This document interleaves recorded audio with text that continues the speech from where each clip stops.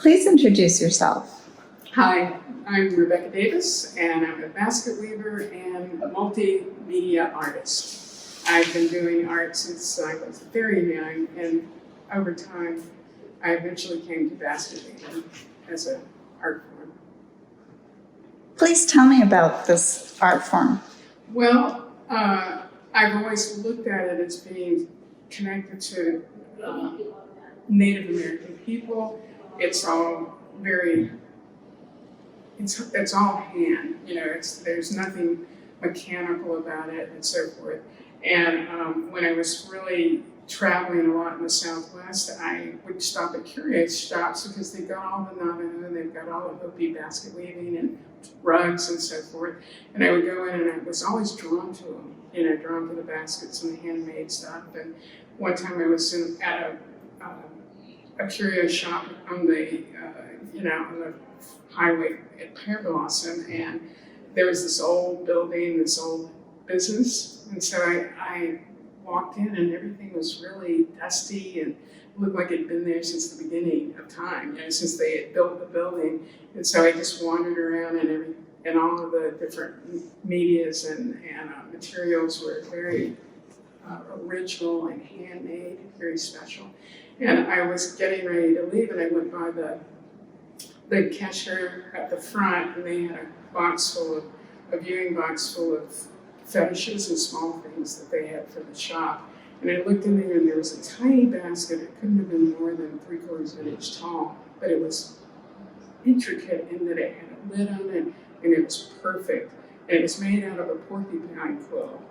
And so when I saw it, I immediately had to have it, and I bought it. And so when I had an opportunity years later, I kept thinking about it. I really want to learn how to make something that small and that special. And so I eventually found out about a seminar in Yosemite that was conducted by Julia Parker, and she had been the interpreter for years up at Yosemite in the center there that had, different kinds of Native American cultures and crafts, and she would do basket weaving for the people that visited. And she was she was in her 80s when I took the seminar, and her daughters were helping her out. And it was only 3 or 4 days, and I learned a lot from her, but the main thing that I learned from her was to use the materials that are in your environment, and don't buy or import or have someone else process those materials. But part of the process of creating something like a basket or a weaving is to have an innate or an intimate connection to the materials and the way they're made. And so I basically got involved with pine needles because they grow in my neighborhood. And there are all kinds of pine trees, but I luckily had the longleaf pines that grow in Carpinteria, where I'm from, and I would try to figure out how I could put color into them. When I collected them, if I collect them on the ground, they're brown, so it's really hard to add color to them. But through a process of testing and experimentation, I figured out how to make them colorful without, this is a big part of the process, is learning how to get the materials to where you want them, to be workable. And so I was really lucky in that I had the time and energy during COVID. I was isolated a lot, and I've been doing it for years before, but not wholeheartedly. But I collect pine needle limbs when they're green, and when they're green, I can put them in my garage in a dark place and dry them slowly, and they become like a silver green. So this right here is a natural pine needle. This here is one that's been dyed. And I also have been making baskets that were pine needles 100%. And when they're 100%, they're not as sturdy as the ones that I make. I wanted to figure out how to make something more sturdy. And so I got a wooden bottom. A lot of my baskets have wooden bottoms that are woven into the base of it, and I grow the basket from the bottom. And so that's basically the process. It takes a long time to dry the needles, takes a long time to dye the needles, And so that's what I got to spend 2 years doing, and I ended up with a lot of baskets. Did you always want to be an artist? Yes, and my mother wanted me to be an artist too. When I was young, my mother would take me to all kinds of classes, and she encouraged all of my sisters and I to be the best at something that we really enjoyed. And so at the, dance class, singing class, sculpture, charcoal drawing, and so forth. And my other sisters were taken to all these other classes too, and we all excelled in different things. But my particular area where I was really good and I really enjoyed was the visual arts, the drawing, the painting, the sculpting with clay, and so forth. And she was always the person that encouraged us a lot, but she also forced us to take other things to the point where we were at the recital, the first recital.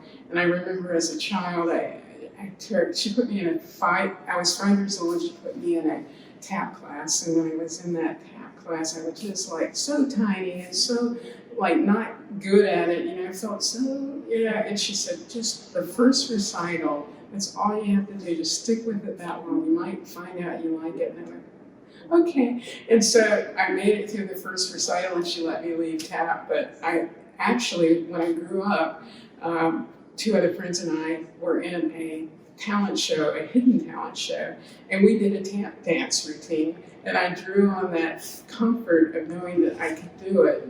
And we were the hit of the whole party. It was a party at someone's house, and one person had a ventriloquist cat, and another person did something else, and we had the tap dance routine.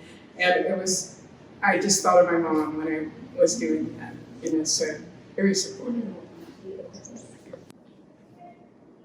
How do you develop your art skills? Well, my art skills are an outcome of what I want to make. If I have something that I really am intrigued by, like right now I'm intrigued with making a basket that relates to a beehive. And I don't know if you're familiar with them, but there are beehives from Bohemia that are woven, and they look like upside down baskets. And that shape interests me, but also the bees interest me. My work is very related to my other work. My sculpture is related to ecology, and I feel like baskets are a connection to the ecological world also.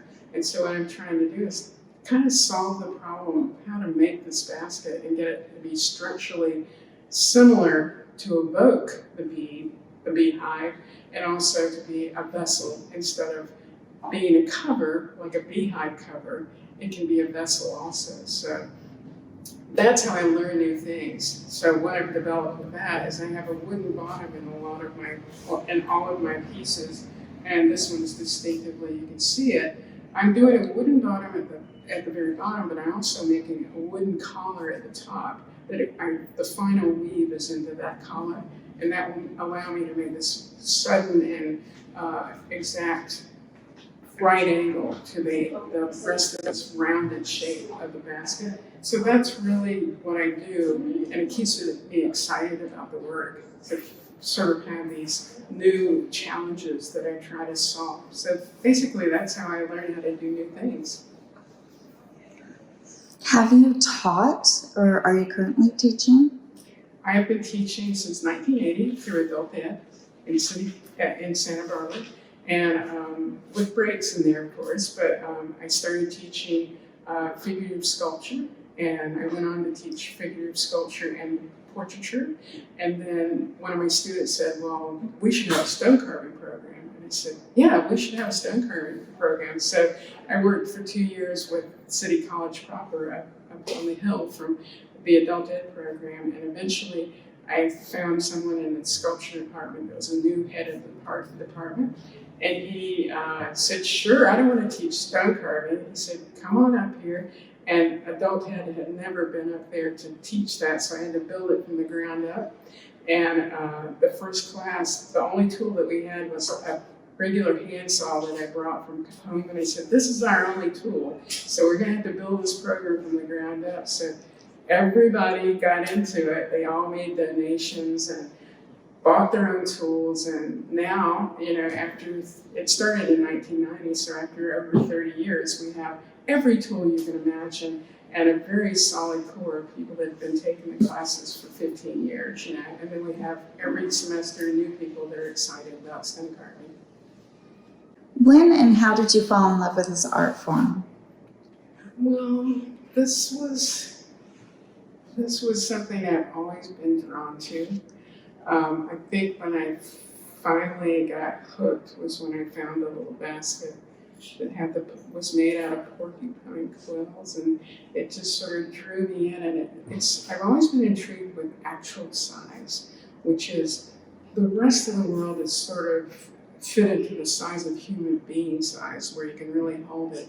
But I've always liked little things, even in nature, like geysers that are only this big. I'll go down and have my friend take a picture of me measuring the actual size of this geyser.